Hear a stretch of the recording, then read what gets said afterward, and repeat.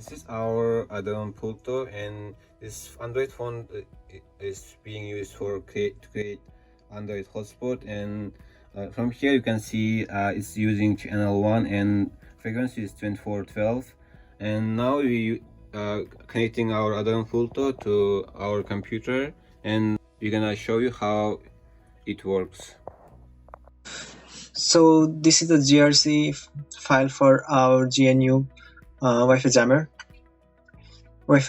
So we have a noise source that will create some noise, and we have this Bluetooth STR sync, that is a transmitter, and we have this GUI sync that will show us the graph plot.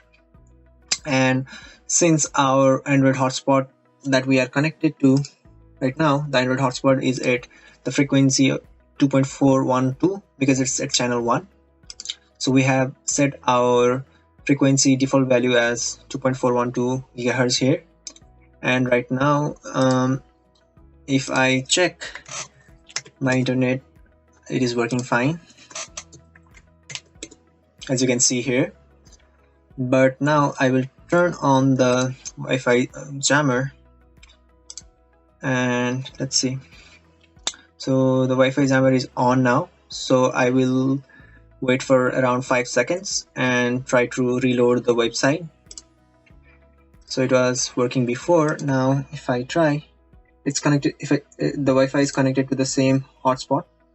So if I try here, Google.com, it does not work.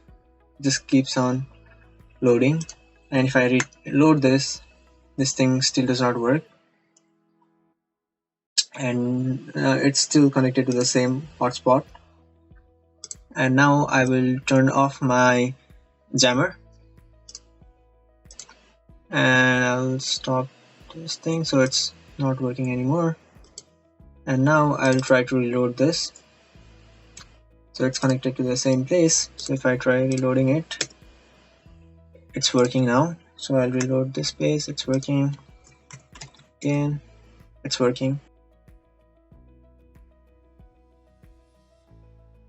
This video is about LTE jamming. We have our Android phone that's connected via LTE, and it has right now the uplink frequency is 2530 and the downlink frequency is 2650.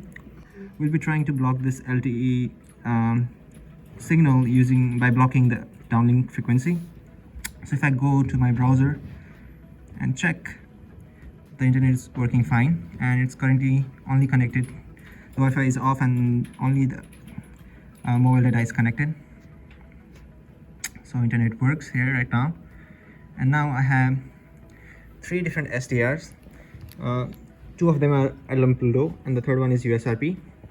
This SDR will be blocking the signal 2650. This one will be blocking 2120, and this one will be blocking the frequency 889 megahertz.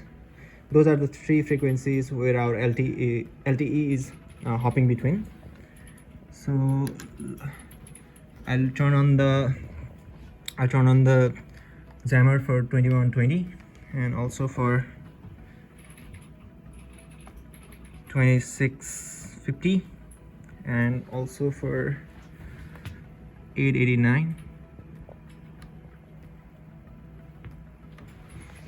And now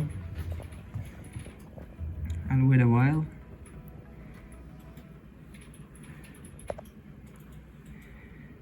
So my downlink frequency has changed to 889 from 2650.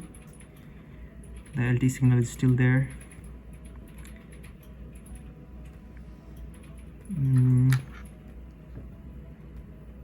Okay, so we can see here that the LTE says NA, so it says not available here. So if we go back to our browser and try reloading it, it's not working. So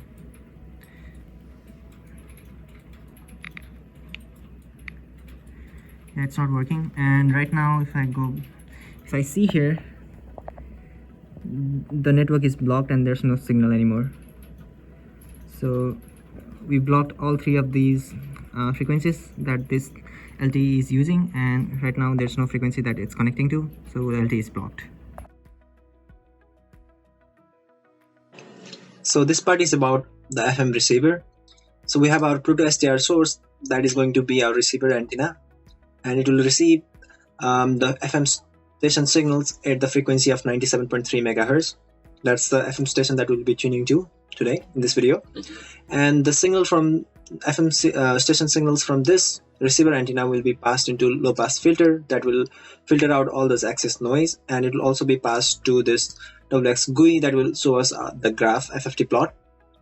After the low pass filter filters out the excess noise, it will be passed into WB-FM receiver, and this WB-FM receiver demodulates the FM signals and converts it into audio signals, and this audio signal will be passed into our audio sync, and the audio sync is going to play the audio of the FM station.